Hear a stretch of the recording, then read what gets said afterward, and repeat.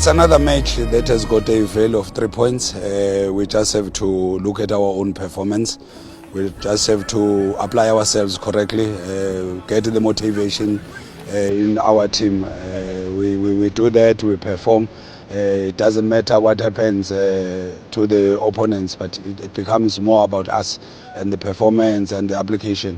We do that, the value of 3 points definitely will come into our side.